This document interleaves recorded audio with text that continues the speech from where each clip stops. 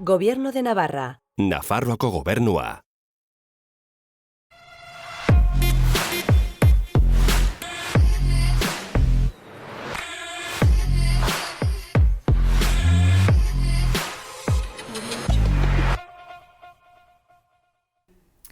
Gaur Afu taldeko Ibai eta Oiana ditugu gurekin, eta musika eta beste hainbat konturi buruz arituko gara. Goazen ba, haiekin hitz egitera.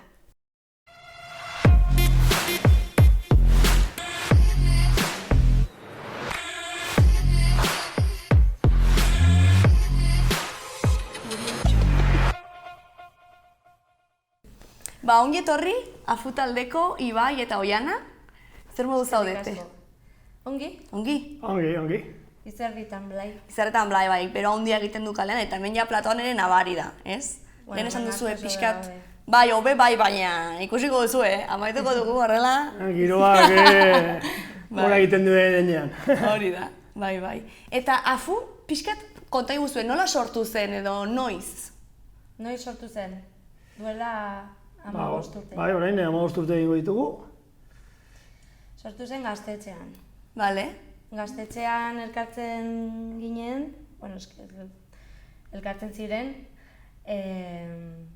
asteazkenero lagun asko musika egitera. Bale. Eta ani iritsi nintzen Bartzelonatik, eta jo, Iana, etorri zaitez asteazkenetan egiten dugu musika, eta hasi nintzen baten, gero etorri zinen zu ere. Bai, hori, gainengo gaztetxean, bazegoen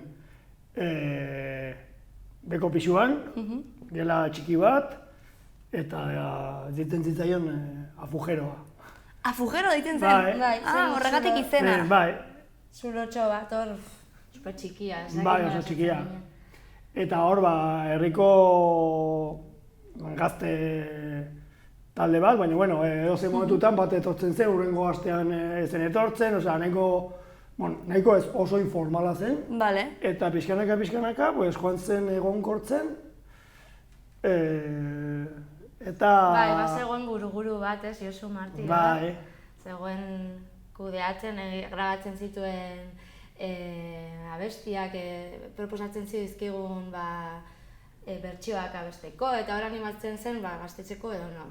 Gaztetxeko jarduera bat bezala. Bai, disfrutatzeko eta... Hankapaluak, bazenetak izan, eta zen musikarekin relazionatutako zerbait. Baina gero joan ginen egonkortzen, igual gu elkartu ginenean, beste batzukin ja abestiak sortzen hasi ginen, eta ja, ginen taldea sortzen.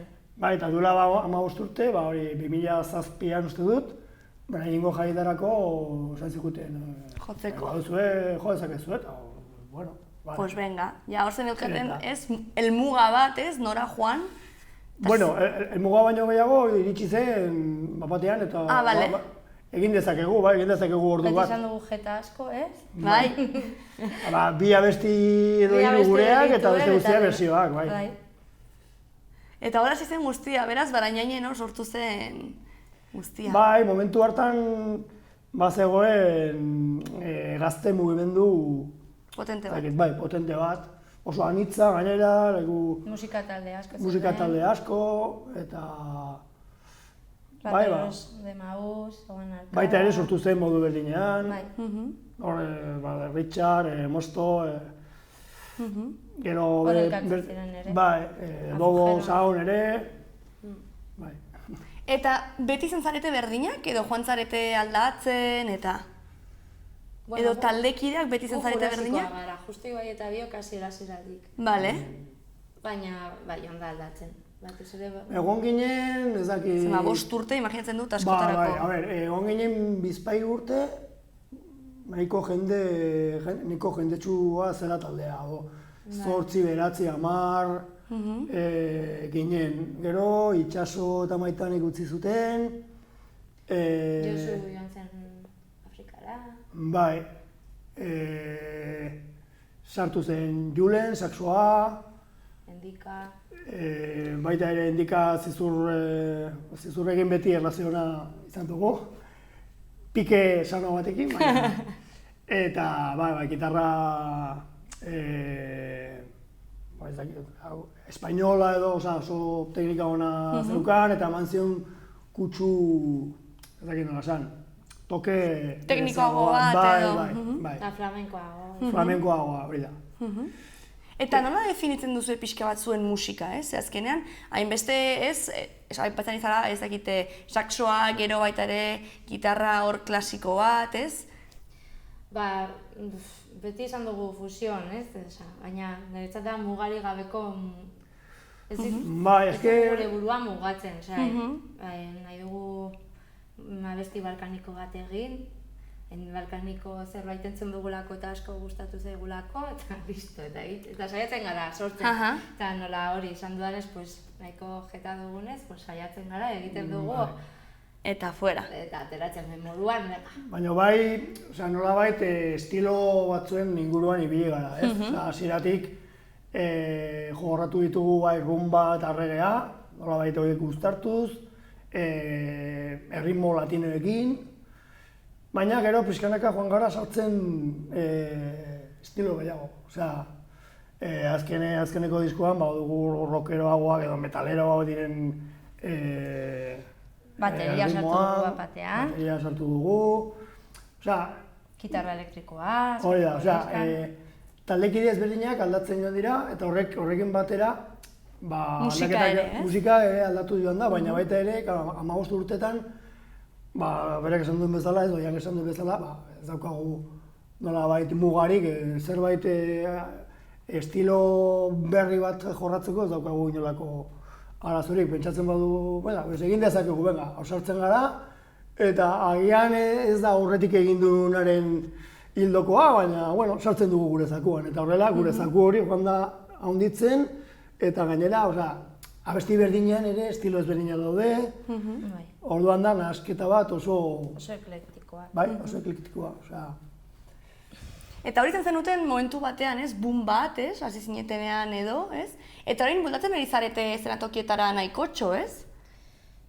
Bai, uste genuen ja COVID-aren ondoren hartuta egon dela, baina bai, asko deitzen ari gaituzte eta jendea gogo askorekin hartzen ditu orain kontzertuak edo. Bueno, guztia, ez?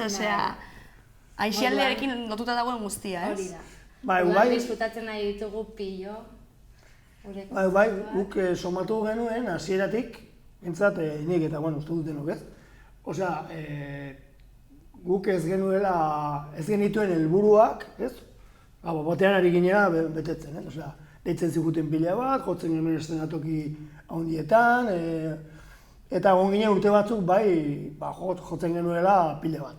Bidaiatzen genuen, furgoneta bat erosi genuen, eta joaten ginen, plan... Furgoneta taldeak erosi zuen? Bai. Eta taldekide batek bazuen autokarabana. Orduan, joaten ginen autokarabana, eta furgoneta batekin, en plan hippie, egon zen demoraldi bat, udatan... Baina hori geunden denak taldearek, zela gure JFO. prioritatea. Bai, oporretan joaten ginen, Taldea zen gure prioritatea egun. eta geunden horretara, tope.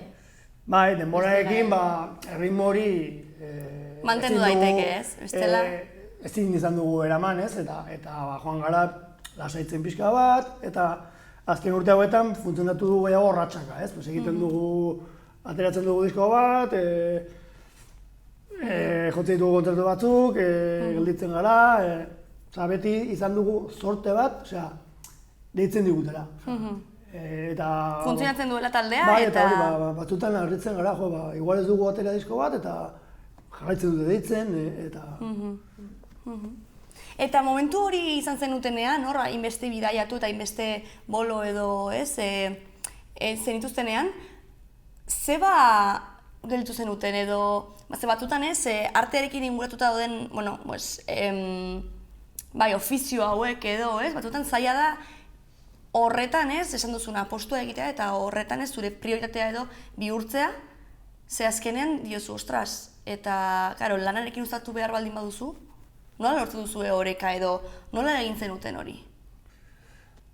Nik uste dut, hasieran hasi zela oso modu informalean, eta pixkanaka etorri zitzaigun gainera, eta aukerak genituen, eta modu naturalean, lagun kuadrilla bat bezala, joaten da oporretan, hartzen genuen batzutan, joaten ginen gure lagunekin, joaten ginen 5 kotxe kontzertura, eta 8 ziren taldekideak eta beste 8 ziren lagunak, ez? Aha. Ez egon bereizketarik, ez? Gure aisialdi eta taldearekin. Gure prioritatea izan arren, zen hobi bat, ez? Ez da prioritatea igual zen lana, ez? Eta baina... Kontua da, edo behintzat taldean. Nik uste dut, izan ditugu momentu batzuk hor planteatu dugula, baina orokorrean nahiko argi izan dugu, ez dugula hau gure lanbide bihurtu nahi. Bihurtu nahi, aukera da, ez dela ezinezkoa dela. Ze batzutan hori gertatzen da, ez? Badirudi ez dut nire lanbide bihurtu nahi, baina zergatik. Ezin duzulako edo gizarteak permitetzen ez dizulako, ez? Arteaz ezin da bizi. Edo benetan eske ez dut nire burua erritmo horretan ikusten. Gehiago, bai izan ditugu, eskaintza batzuk horrela bere momentuan, ez igual estiloagatik edo zakizagatik, ikusten zen igual etorkizun gehiago izan genezakela, edo niz ezakizagatik, eskaintza batzuk eta bai eztabaida, barruko eztabaida bat izan genuela, eta baldintza horietan funtzionatzea ez etorren gure taldearen funtzionamenduarekin. Ze, karo, eztabaidatzen genuen manager bat balin badugu, eta joaten bagara ezakit ze kontzeptutara, edo, karo, orduan, bai ditugu exigentzia batzuk, bete behar dituguna. Claro, bai. Volkswagenen lan egiten duzun moduan, ez? Ez gonden prest exigentzia horiek betetzeko. Gu beti kudeatu dugu gure moduan, eta gero baita ere, ez dakit, antikomertzialitatearen kontzeptua ere, nahiko barneratuta dugu, ez? Ez dakit oso zaila da, ez dakit definitu daitekeen zer den antikomertziala, baina behintzat, hori izan ditugu eztabaidak eta beti mugitu gara gaztetxeetan, leku alternatiboetan, eta horrela orduan kostatu zaigu, ez, kostatzen zitzaigun beste, hori lanbide bezala hartzea, ez, edo pauso hori ematea, ez ginen talde bezala komodo eroso sentitzen. Bai, ni ikusten dut ere taldearen izaera, ezin duela, igual ez duela bide hori hartu izan nahi, baina beste musikal, ez dakit, ni orain jasa ikasten dut eta bai nik egingo nukela postua musikaz bizitzeko. Baina igual niretzat afu erraminta politiko bat da ere, eta orduan erraminta politiko bat denean, bizimodua ere, sin más, ez dakit ez dut ikusten. Bale. Ez da artea orokorrean horrela ikusten zuela, baizik eta bai da taldearen izaera moduko bat. Nola sortu zen, nola eraman dugun aurrera, izan, ez dakit nola zen, kontraesankorra iruditzen zitzaigun gure buruarekin. Ez pertsonekin, baizik eta talde bezala genukan dinamikarekin. Ni eztabaida berriro egingo nuke gure artean eta... Bai, eske batzutan horretaz hitz egiten dugu asko, ez, konversazio hauetan, ez, azkenean programa hau sortu zen, pixka bat COVID-aren egoerak, ez, larriagotu zuelako edo artea berez bizi duen prekarietate hori, ez? Eta batzutan, azkenean antikomertziala, ez, bai, baina mundu kapitalista batean bizi gara, ez? Eta guztia komerzializatzen da. Eta zergatik beti galdetu behar dugu edo eske arteak asko komerzializatzen ari da edo zergatik artea eta ez duzu Volkswageni buruz debatitzen zentzu horretan, ez? Eta azkenean artista batek ere bizi behar du. Eta bizi gara bizarte honetan diruarekin, ez? Zergatik egin behar dugu hor burbuile bat eta hor ez dago... Hori da, ez? Osa, karo, orduan, interesgarri egiten zait, ez? Bai, askotan... Baita esan duzuna, jazarena, ez? Desberdintzen duzula, ez? Bai. Nola... Baina ala ere oraindik baditut ez da, nire barruan kontraesan asko, bai. Baina egia da, kontzertu batetan, eszenatokia montatzen duena kobratzen du. Ekipoa montatzen duena kobratzen du. Eta inork ez du... Barrak ekartzen duena kobratzen du. Edariak kobratzen du. Eta gero musikaria joan behar du musutruk, ez? Ez urtetatik dagoen eztabaida, ez? Badirudi taldea izan behar dela, puroa eta idealak eta, ez? Claro. Hori ez da ere, baina esan nahi dut, bai gure burua ez genuela ikusten ez.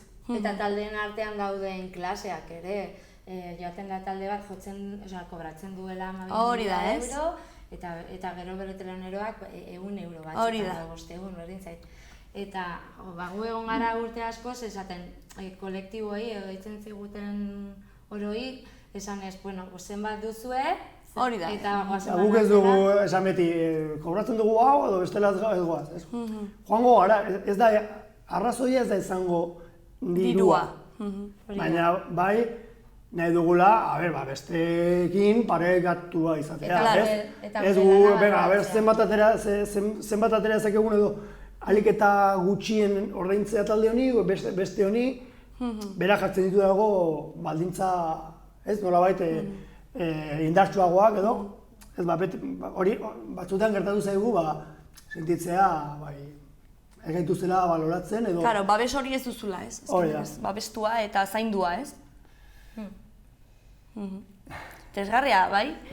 Eta nola COVID-aren esan duzu Eleno, ez? Nik uste genuen COVID-aren ostean ja ahaztua izango, ez? Ginela edo, baina berriro ari tira deitzen, ez? Orduan, nola eragin zintuen COVID-aren guztia hau eta nola sentitu zen duten? Batzuei argia hor edo bombia hor pizu ditzaien eta hasi ziren hor super kreatibo hor idazten, beste batzuek esan zuten, ni hau alde batera eta oso ustuta, zuek nola? Jo, justo gu bagenuen diska ateratzeko eta aurkeztu behar genuen apirilan. Bale. Bagenuen datartuta ja Bai, eta da gainera- horretat izan zen kriston bajoia. Bagenuen, esango dugu ja, ez? Bagenuen, badugu ja itxiera, ez, gure buruan, gure helburu hurrengo urtean igual ustea, taldea. Ah, bai? Bai. Eta bagenuen ja programatuta gure itxiera COVID-a etorri zenean ja. Orduan gure kontzertu guztiak bertan bera eta gure itxiera, gure jiratxo hori bagenuela jiratxo oso polita pentsatua. Bai, grabatu genuen diska, eta nahi genuen aurkeztu, genituen kontzertuak lotuak, gainera, gu bezalako talde gertatzen zaiena da, diska ateratzeko inbertsio bat egin behar dela, eta gero berreskuratzeko intentzioa duzu, asmo duzu, espero duzu, berreskuratzea kontzertuekin. Justo, kontzertuak eman behar genituenean, inbertsio guztiarekin ja, hor gelditu ginen kolgatuta. Eta izan zen mozketa bat, eta egia esan da, jotzeko aukera izan dugu, COVID-aren garairiko okerrenetan. Bertso akustikoetan edo? Jo izan dugu antzokietan, jo genuen Laguntzan, Berrezarren, Katakraken, hasi zirenen egiten horrela maskariekin eta eserita eta hori, jo genuen, orduan izan zen, guretzako, bizirik gaude, ez? Osak, izan zen, kriston, wow. Gainera hori, Bianek esan duen bezala, ez? Dira genuen, danamagute pila bat, eta nahi dugu bukatu taldearekin, baina ongi, ez bapatean, baizik eta, guretzako taldea da, bizitzan izan dugun esperientzia polit bat, eta utzi nahi dugu ongi. Orduan, dena egiteke zegoenean, bukabera horri, bukera eman behar genionean, eta orain gaude, nola egiten dugun bukaera hori. Itxera prozesu horretan. Bai, egingo dugu, eta nahi dugu ongi egin. Baina bukatuko dela hori argi duzu orduan. Bai, bintzat, bai. Eske badugu, ensaio lokal bat, taldeak berez badauzka, ez? Behar batzuk, bai. Hori, orduan, bai, nahi dugu ongi utzi, asendutu gabe, esan nahi dut ez desgaste bat dago eta nahi dugu ongi utzi, orduan, hurrengo udaen ondoren, ari gara kontzertuak prestatzen eta saiatuko gara leku ezberdinetan jotzen, pixka bat. Esklusiba, hemen. Beraz, disfrutatu beharko ditugu azkenengo kontzertu hauek? Hori da. Noiz dituzue hurrengoak? Uda hontan edo... Horrengoz gutxi. Pues urrengo astean Laraingo jaietan joko dugu. Ah, bati, karo. Gure... Herrian.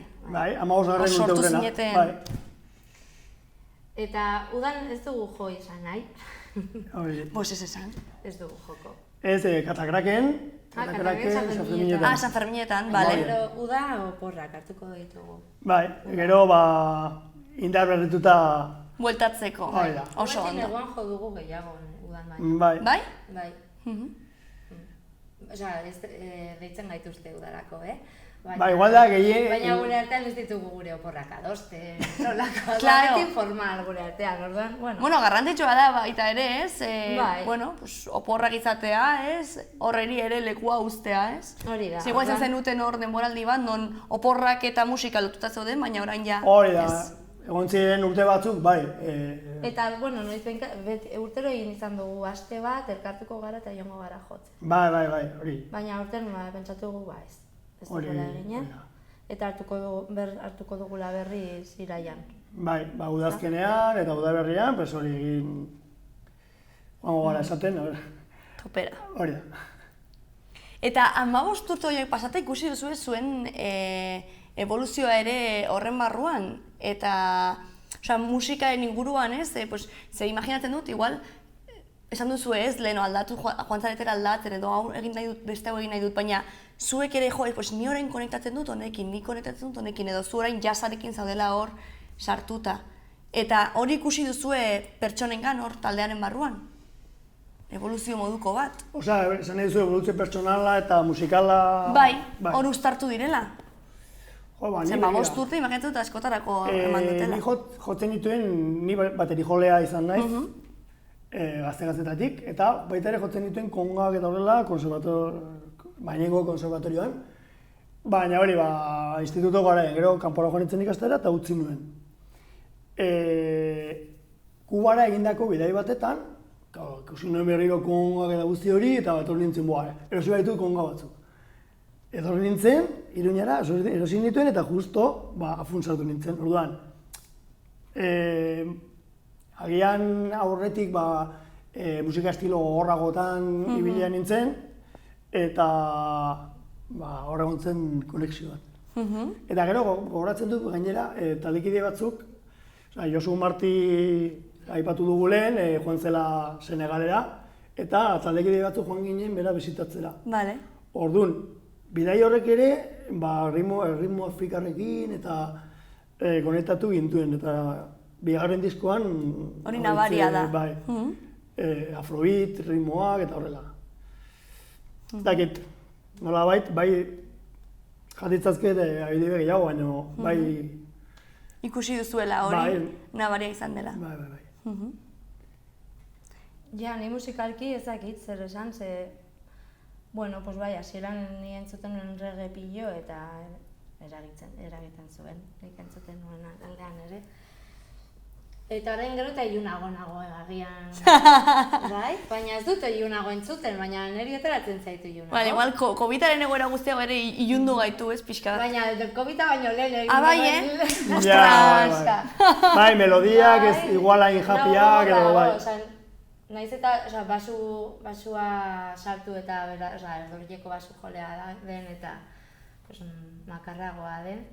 Eta zu bateriarekin hastea, ni ere eskatzen dut hori, zakit. Batzutan gertatzen da, ez, daramazu gauza batzuk egiten eta nahiz eta gustatzen zaizun, nahi duzu zerbait ezberdin egin. Beti egin dut horrela, orain egin nahi dut beste hau. Beste hori, ez. Baina logika askorik gabe. Eta bai letrekiko, gero eta feministago idazten dut agian, izan dut garapen bat horren inguruan, eta hasieran igual oso ekologista eta barneko emozioei buruz hitz egiten nuen asko, eta orain nago igual gerrerago. Bai, militanteago edo, bai. Baina, bueno, besteari mantentzen dut. Hori, bai. Claro, hombre, uztartzen dituzu hor guztiak. Ez daude kontrasanean, hor ez dago kontrasanean. Eta zuk idazten dituzu letra guztiak, Oiana? Bai, nik ere abesten dituanak, bai. Bale. Batzutan ez, taldeetan egiten dituzte kolaborazio moduko batzuk, ez? Baina zure kasuan zu zara. Nahi. bai, guk izan dugu joera hori, ez? Osea, bai daudela taldekide batzuk, Mikel eta Jon ere, Jonek ere abesten dute, baina abesten duten hori beraiek idazten dute. Eta kolaboratzaileak, osea, taldekoak ez diren beste kolaboak ere, Izan dituzue? Izaten ditugu disko guztietan, osea, hori, bai, eske ez dakit.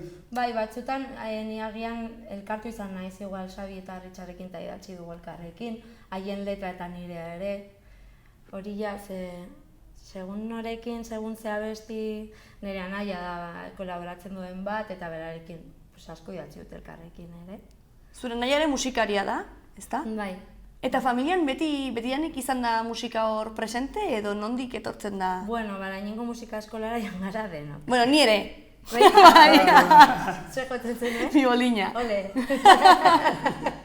Instrumenturik zaiena. Bai, ja utzi nuen. Bai, nire ama txistulari zen, nire aita zerkako txirula blustan batean, nire aitona baita gitar jolea. Beraz, bai, txikitatik izan duzula, ez? Bai. Ikasketa horiek edo etxean. Bai, baina gu eskatu genuen, nahi genuela musika eskolara joan. Nire gelako guztiek joaten zirelako. Horregatik bakarrik. Bai, nire gainan gitarra jo, bai. Orduan zu, gitarra ikasi duzuan musika eskolan? Gitarra klasikoa, Gitarra klasikoa. Bueno, eta elektrikoa pizkat ere. Ja, baina. Asko eskutxe.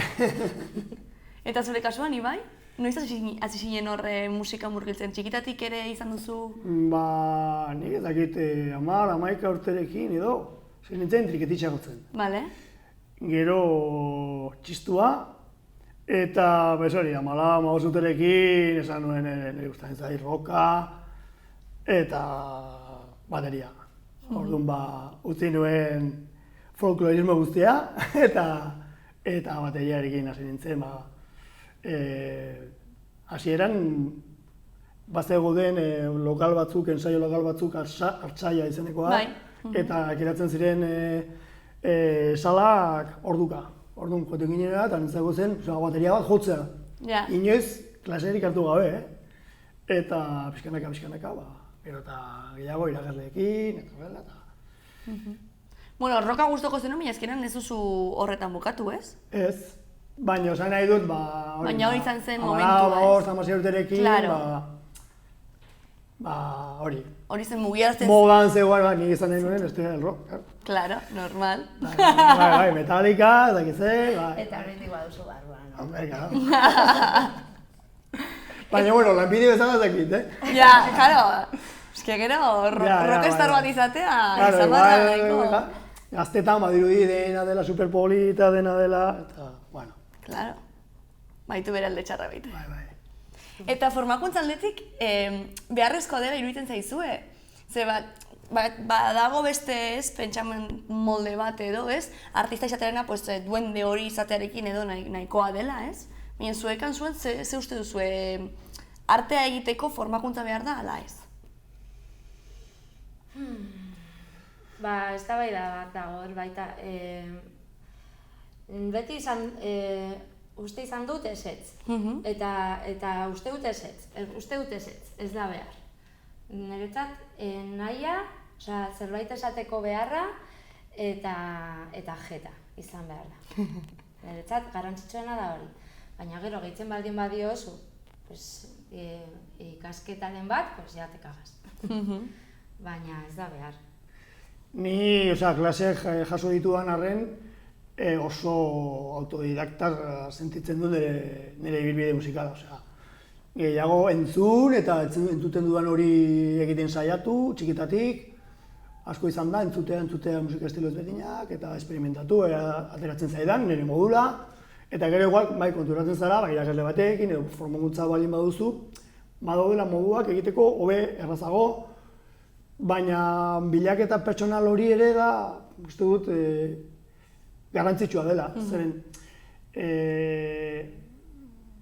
erakaskuntzan markatu bat dagoenean dena estandarizatu egiten da. Badirudi daudela bide batzuk, helburu batzuk lortzeko eta eraginkorra izateko eta galtzen da agian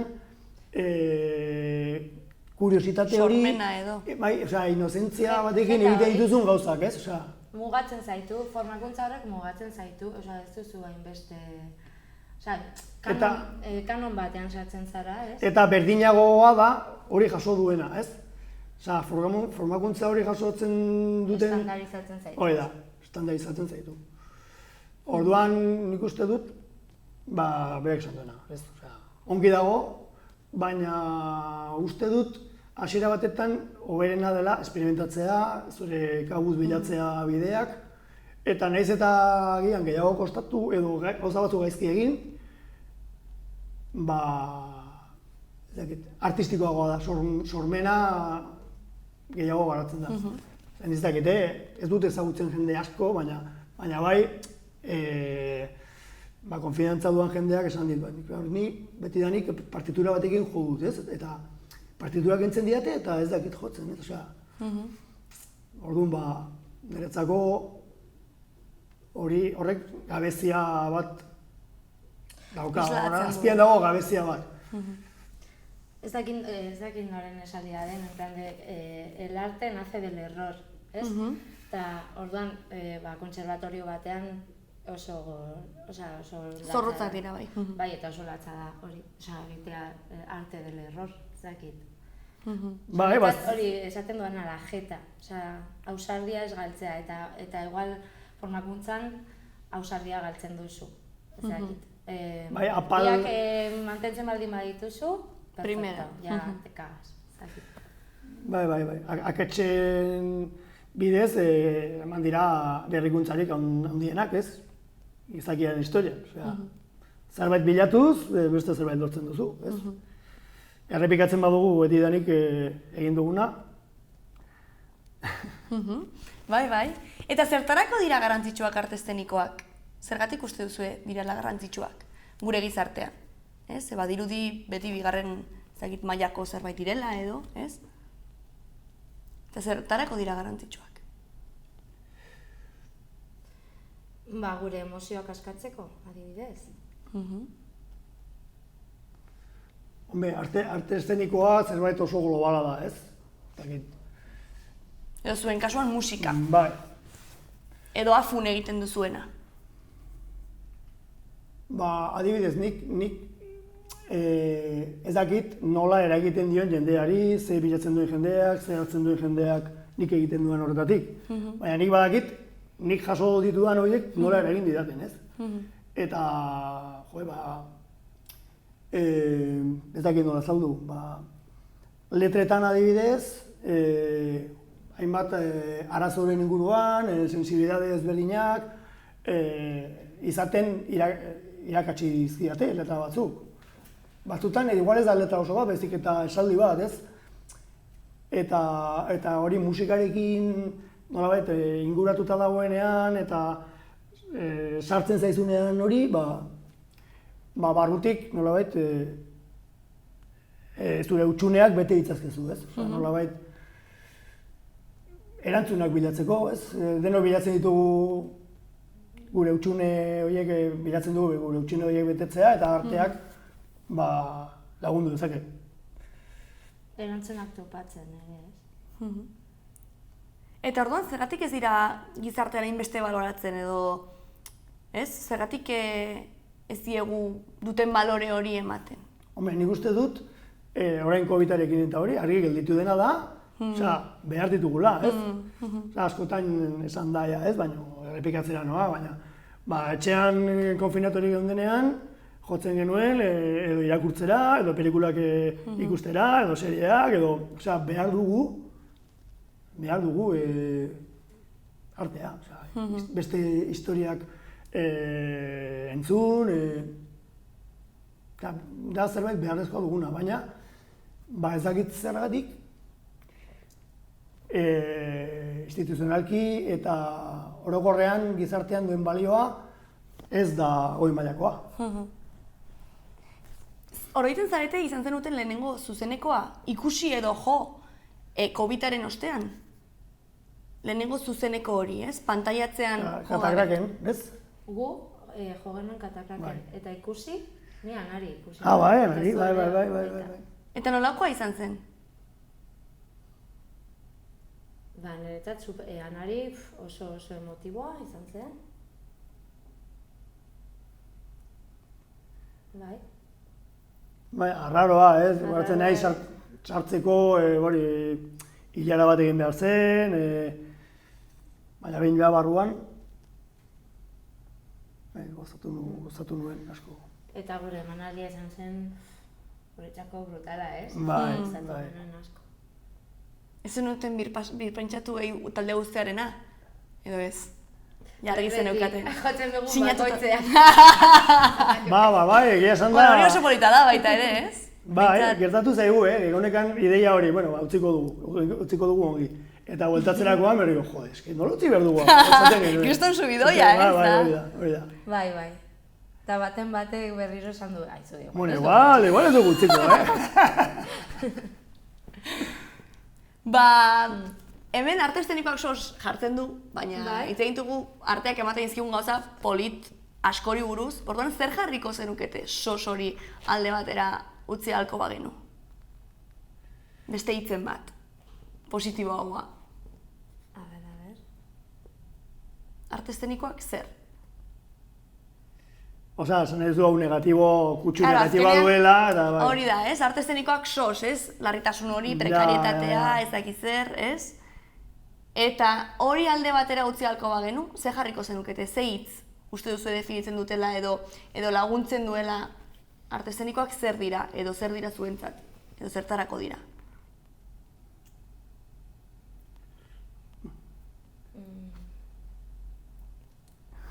Gainera, bi burmuin zabete hor pentsa. Ja.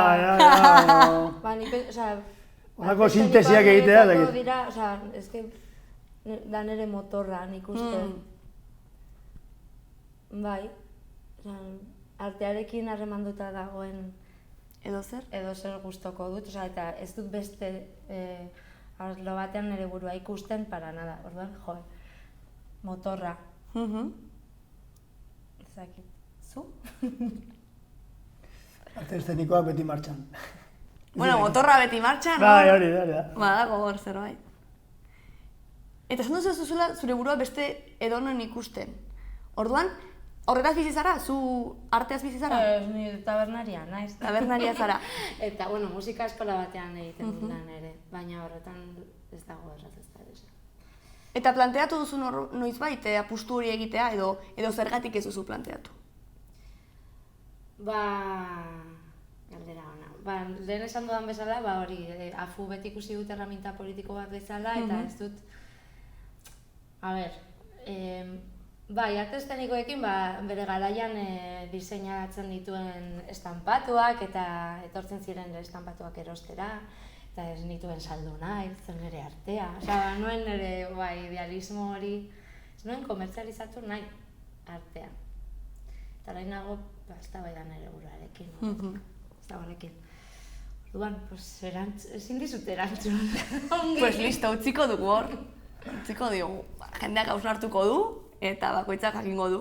Baina orain bai egingo nukela, damutzen naiz nire margoak ez hartzearena, damutzen naiz.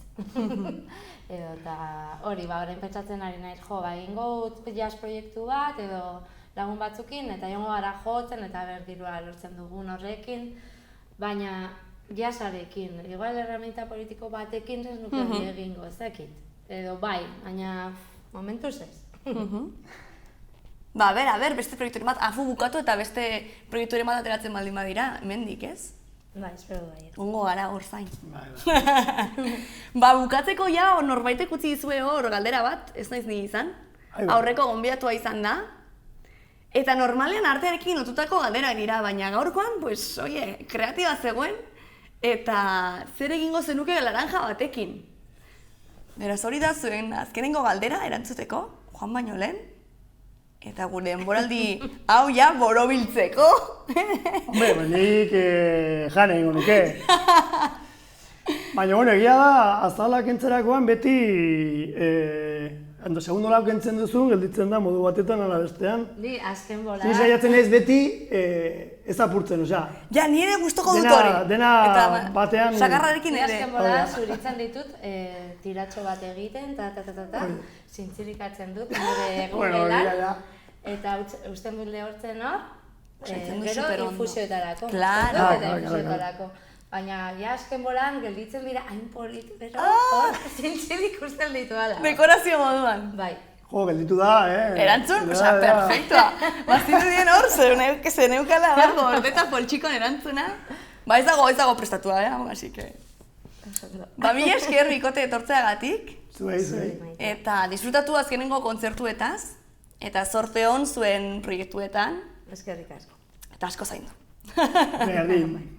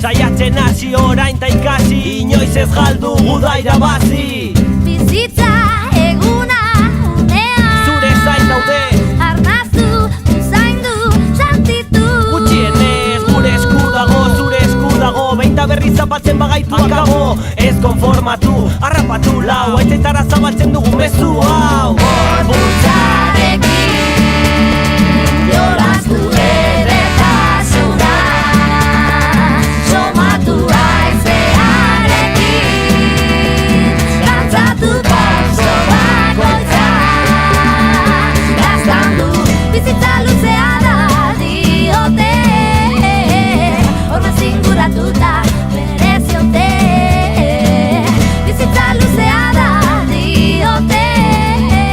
Baina ni gezur horiek ez ditutez sinisten arresiz josi nahi gaituzte beharra garestitu dizkigute gazako pareta baino zabalago aukatu dizkiguten eskubiden zerrenda negu beroak daudakotzak hurbil egongo naiz ez kezkatu bihotza ez gaitu zer baztertuko ez da eriotza bizitzaz da luzea zer da motza.